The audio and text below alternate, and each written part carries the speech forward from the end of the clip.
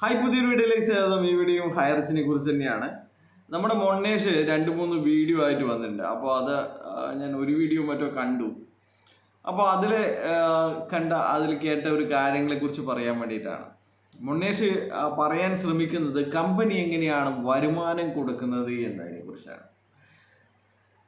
വരുമാനം എങ്ങനെയാണ് കമ്പനി കൊടുക്കുന്നത്, കമ്പനിയുടെ ലാഭം എന്താണ്?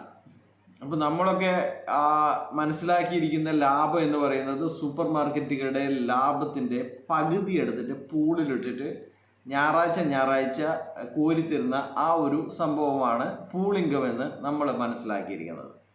പക്ഷേങ്കിൽ മൊണ്ണേഷിന് ഇതുവരെ അത് പറയാൻ സാധിക്കുന്നില്ല. മൊണ്ണേഷിന് നന്നായിട്ട് അറിയാം സൂപ്പർ മാർക്കറ്റുകൾ നഷ്ടത്തിലാണ്.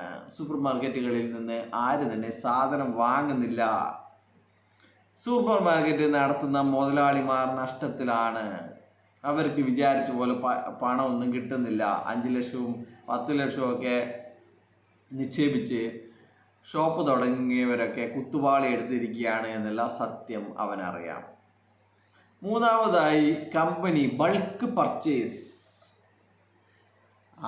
രാജസ്ഥാനിലും തെലങ്കാനയിലും പിന്നെ പല നോർത്ത് ഇന്ത്യയിലെ പല പ്രദേശങ്ങളിലും പോയിട്ട് നമ്മുടെ പ്രതാപൻ തന്നെ ലോഡ് കയറ്റി, പ്രതാപൻ തന്നെ വണ്ടി ഓടിച്ച്, പ്രതാപൻ തന്നെ അൺലോഡിങ് ചെയ്ത് എല്ലാ സൂപ്പർ മാർക്കറ്റുകളിലും സാധനങ്ങൾ തള്ളിക്കൊടുക്കുന്നില്ല എന്നുള്ള കാര്യങ്ങൾ ഈ മൊണ്ണേഷിന് നന്നായിട്ട് അറിയാം.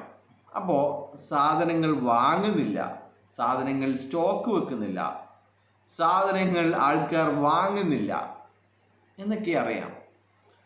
അപ്പോൾ അതുകൊണ്ട് തന്നെ ഈ വിറ്റുവരവ് സാധനങ്ങൾ ആൾക്കാർക്ക് കൊടുത്തിട്ട് അങ്ങനെ ഒരു ലാഭം കമ്പനിക്ക് ഉണ്ടാവുന്നില്ല. അതിവന് നന്നായിട്ട് അറിയാം. പിന്നെ എപ്പോഴാ ഈ ലാഭം എങ്ങനെയാണ് ഉണ്ടാകുന്നത്?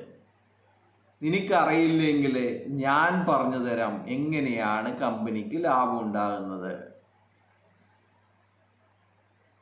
10,000-ൻ്റെയും ലക്ഷങ്ങളുടെയും പണം വാങ്ങിയിട്ട് അത് വീതിച്ചു കൊടുത്തിട്ടാണ് ലാഭം ഉണ്ടാക്കുന്നത്.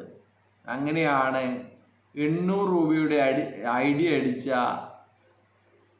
നമ്മുടെ ജിനിൽ ജോസഫും ഉള്ള ആൾക്കാർ, നിന്റെ മമ്മി അടക്കം കോടിപതികളായത് ഇങ്ങനെയാണ്.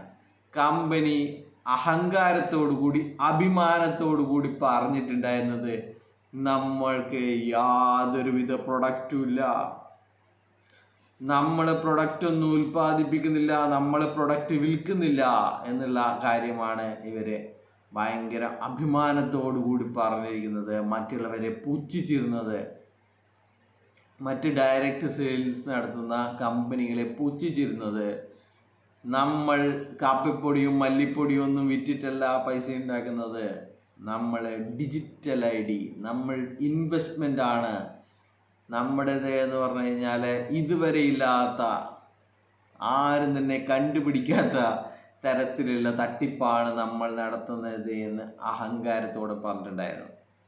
പക്ഷേങ്കിൽ ഇവൻ്റെ മൊണ്ണേഷിൻ്റെ വീഡിയോ അവസാനിക്കുന്നത് ഇവന് അതിലൊന്നും ഉത്തരം പറയാൻ പറ്റുന്നില്ല. എങ്ങനെയാണ് കമ്പനി ലാഭം ഉണ്ടാക്കിയത്? കമ്പനി ഇതൊക്കെ മൂലധനമാണ്. കമ്പനിയുടെ ബിസിനസ്സിന് വേണ്ടിയിട്ട് കമ്പനി ഭാവിയിലേക്ക് വേണ്ടി സ്വരുക്കൂട്ടി വെച്ചതാണ് എങ്കിൽ ആ പണം അവിടെ കാണണ്ടേ? എവിടെ പണം? 212 കോടിയല്ലേ ബാക്കി ഉണ്ടായിരുന്നുള്ളൂ. പിരിച്ചത് 3200 കോടിയല്ലേ. എവിടെ പോയി 3000 കോടി? നിനക്കറിയില്ലെങ്കിൽ മറ്റുള്ളവർക്ക് നന്നായിട്ടറിയാം. ഇതൊക്കെ നിന്റെ മമ്മിയെ പോലെ, ജിനിലിനെ പോലെ, പിജീഷിനെ പോലെ, മുനവറിനെ പോലെ അങ്ങനെ ഒരു 200ഓളം പേരിലേക്ക് ഇത് വീതിച്ചു പോയിരിക്കുകയാണ്. 800 രൂപയുടെ ഐഡിയ അടിച്ചവരാണ് 3 കോടിയും 10 കോടിയും 15 കോടിയും ഒക്കെ ഉണ്ടാക്കിയിരിക്കുന്നത്. പക്ഷേങ്കിൽ 2021 ബാലൻസ് ഷീറ്റ് പ്രകാരം ഓഡിറ്റഡ് ബാലൻസ് ഷീറ്റ് പ്രകാരം കമ്പനി നഷ്ടത്തിലാണ്. കമ്പനി നഷ്ടത്തിലാണ്. പക്ഷെങ്കിൽ 800 രൂപ ഇട്ടവൻ കോടിപതികളായിരിക്കുന്നു. എങ്ങനെ?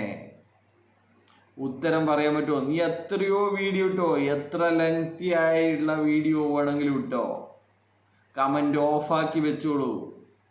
പക്ഷേങ്കിൽ നീ ഒരു ദിവസം നീ പറയേണ്ടി വരും, ജിനിലിനെ പോലെ ഇത് മണി ചെയിൻ കമ്പനിയാണ്, ആൾക്കാരെ പറ്റുകയായിരുന്നു എന്നുള്ള കാര്യങ്ങൾ നീയും പറയേണ്ടി വരും.